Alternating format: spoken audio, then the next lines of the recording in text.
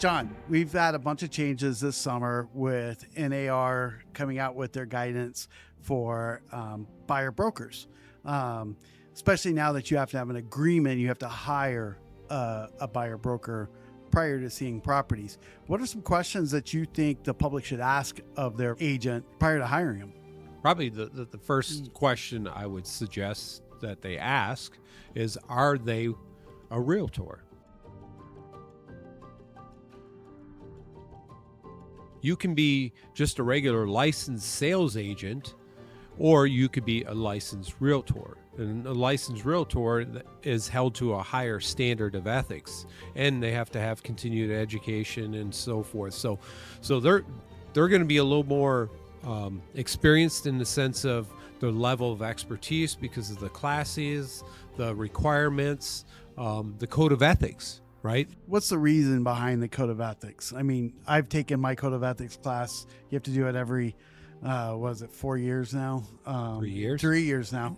So, I always found it interesting how that came about, is that they wanted a standard when they created the association back in the 20s to say, listen, we always have to have a standard of how realtors should behave and what they should do to protect the public. And founding principle, the golden rule.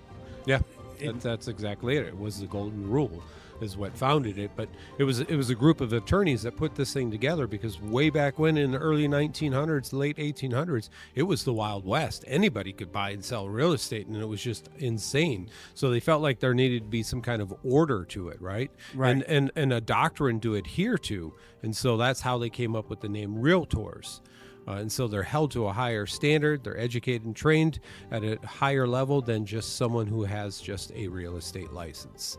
So, you got people in new home sales. Most of them aren't realtors because they're an employee of the builder. So they just have a sales license. Right. They don't have to adhere to our code of ethics and take all the classes and training we do. So if you're in the public, when you're asking this a realtor, is it only applied to residential? Like if I'm just going to buy a house, or if I'm thinking of starting a small business, and I'm talking to a commercial agent, are all commercial agents realtors? Some commercial agents are licensed realtors. Okay. Yeah, which means absolutely. that they prescribe to those code of ethics. Correct. Then. Correct. Which, and the other big important thing, it defines how we deal with the public, but also how we deal with each other. And defining what good faith is, and part of the fair housing, and setting up that you are always supposed to act in the fiduciary responsibility to your buyer or seller. So the second thing I would probably suggest or recommend that they ask the agent that they're interviewing is, do they have any expertise or knowledge of the area in particular that they're going to be purchasing a home? Because that plays a significant role to the benefit of them, knowing, is there an HOA in here? What are the fees involved? What you can and cannot do in an HOA? What type of schools are in here? What is their rating, amenities, and so forth? That's a huge benefit to you as a buyer if you're interviewing. For sure. But I mean, that's not the only thing that you need to look at, is, are they an expert in the area? I've sold many properties outside of the Phoenix metro area where we typically work. Now, I wouldn't have done this when I first started in the business, but I've had clients that hire me to buy a second home because of my knowledge and expertise with the real estate contract and my negotiations, my contacts with lenders and contractors and title companies, because they know my team that I've built over the last 20 years. That's almost as important to them as the area. They feel like, hey, I want to get the best price on the house. I want to get the best terms. I want to make sure that this is a smooth deal. But that requires a disclosure. I have to disclose them to them because our code of ethics requires us not to exercise outside our scope of expertise. You have to have the client's permission if you're going to operate in those areas where you don't regularly live or you don't regularly sell. And we've done that. And then again, it becomes where you become an expert in that area after selling in those areas. We've bought and sold many homes up in Flagstaff when we lived down here in the valley. And we just had to disclose to that particular buyer or the seller that, hey, this isn't, my area of expertise. But again, most people are going to hire you because you're professional, they like you, and you're a bulldog, right? You're going to negotiate on their behalf, and Arizona contract and law. Exactly. And it requires, if you're going to take that on as an agent, like we sold your mom's house up in Chino Valley. We had never done anything up in Chino Valley. We've gone up there plenty of times visiting. We've had dinner. She lived there for over 10 years. So, you got to know the area just by going up there and being up there. But that doesn't make you an expert when you just go visit there. So it requires, as an agent, you got to do a lot more work when you decide, hey, I'm going to take this on, because now you need to become the expert in the area. What's the schools like? What are some of the issues in the surrounding area? Are there airplanes flying over? Is there traffic noise? Is there things that my client needs to disclose that they may not be aware of that I'm supposed to be the expert in? Especially when you're selling up in, for like second homes, because they don't always go there. So you really have to do the due diligence of the area to make yourself the expert. And then that usually leads to more transactions down the road. But the benefit for the most part is if an agent understands and knows that community. For instance, I've got some out-of-state clients. Right. And they don't know the area. Right. So they're going to be relying on you as the expert. So you better know the community, the HOAs, all the amenities, the school ratings, and things like that. Otherwise, you're not the expert. I'd say question number 3 would be, because of now the changes with real estate in our industry, a buyer-broker agreement is a requirement. So as a buyer, I would be interviewing the buyer's agent saying, okay, am I signing a buyer-broker agreement? How long is that buyer-broker agreement? And what am I on the hook to pay? Right. And for us, the forms that changes is there's 2.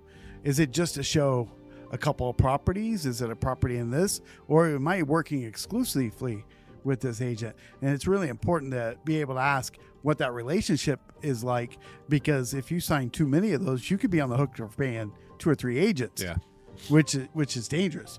So, and again, it's not just what they charge, what's included for that charge. Exactly. What are your services? What are you doing? What are you providing? Right. Do you think a lot of realtors have wrapped their head around how that works? Or do you think they're still trying to figure it out? Because that is such a new thing. It's only been around for us now like 3 or 4 months now. On the listing side, we have that broken down, what services we provide and what we're going to charge based upon that. I think most agents are scrambling to put it together right now and trying to figure it out. So if you ask that question to a buyer's agent now, you'll find out if they're relatively new or they're an experienced agent, because they'll have their stuff together. Right. So if I have somebody coming to me that I don't know and saying, hey, I want you to show me properties, I'm not ready to work exclusively with you because I've explained all that. I'm going to have a flat fee and a short time period, because one, my gas costs have been going up the last 4 years. My insurance costs have gone up.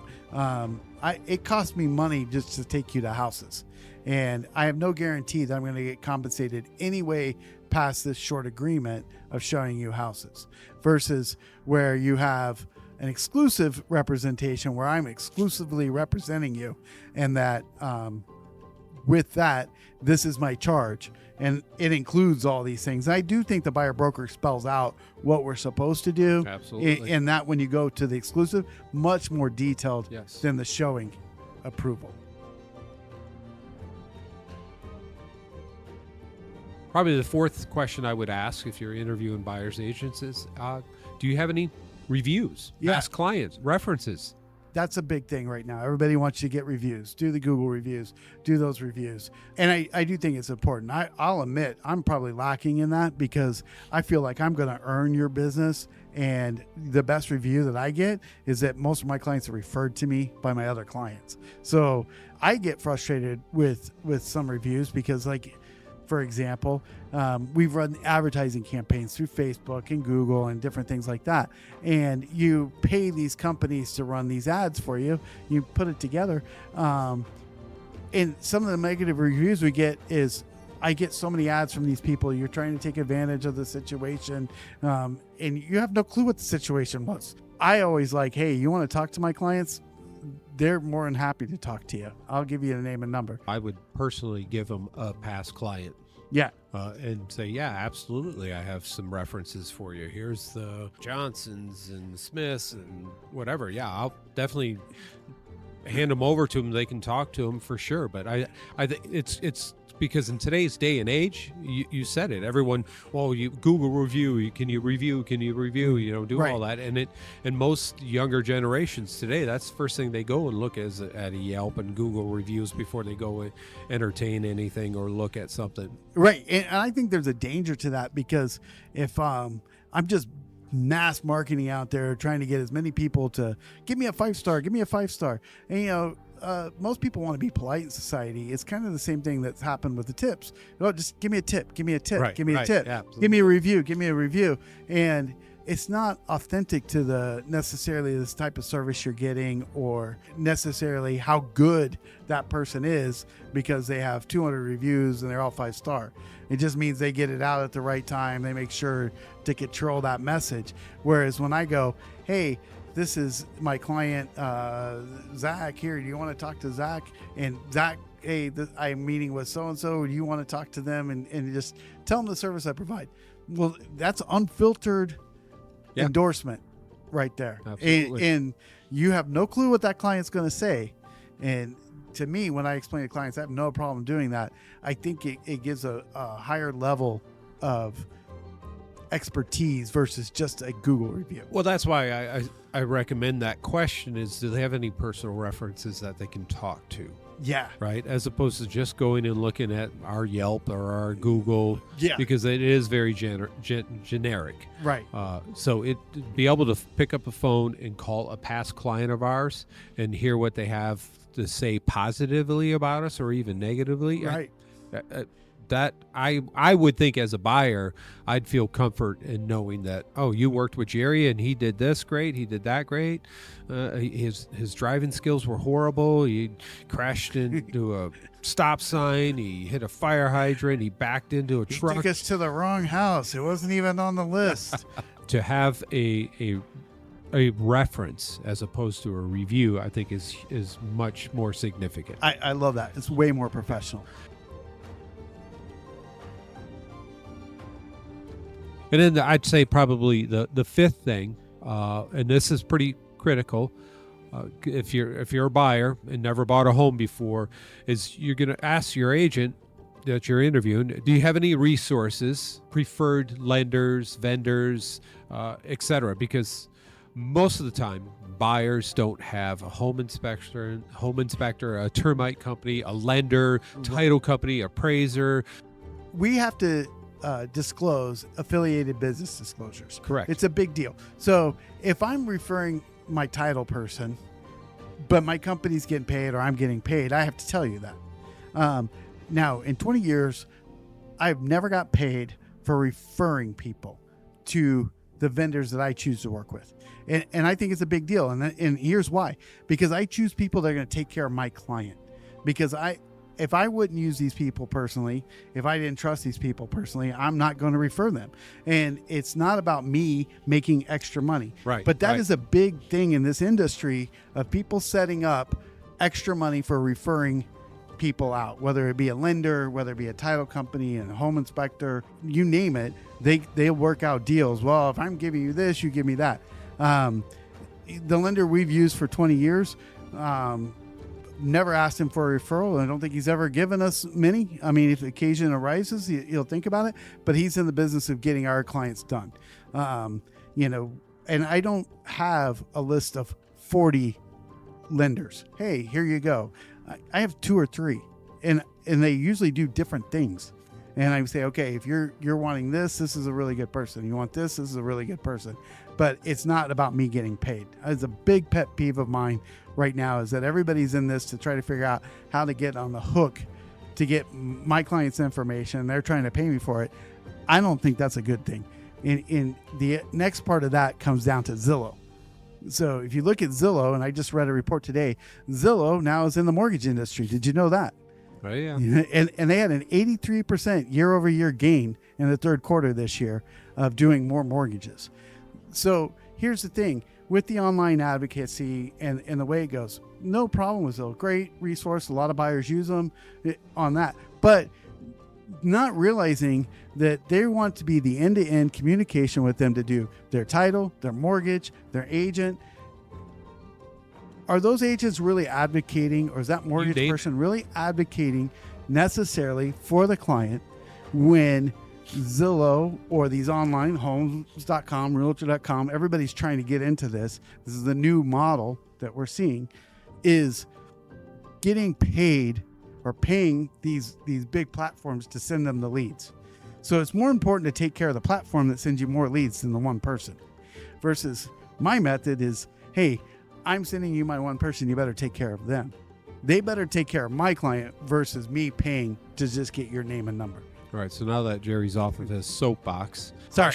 When you ask your realtor you're interviewing, if they have these references, these resources, title companies, contractors, lenders, home inspectors, appraisers, etc. You and I, the way we do it, we typically give them 2 or 3 that we recommend that are in our tool belt. Piggybacking on what you said, none of them kick us back anything. They just promise us that they're going to do one hell of a job for our clients, because that's how we operate, and they're an extension of us. So most realtors have a good tool belt with all these resources, but not everybody does, and you want to make sure as you're interviewing an agent that they have those resources for you, because you're going to need them. Those are the most important questions.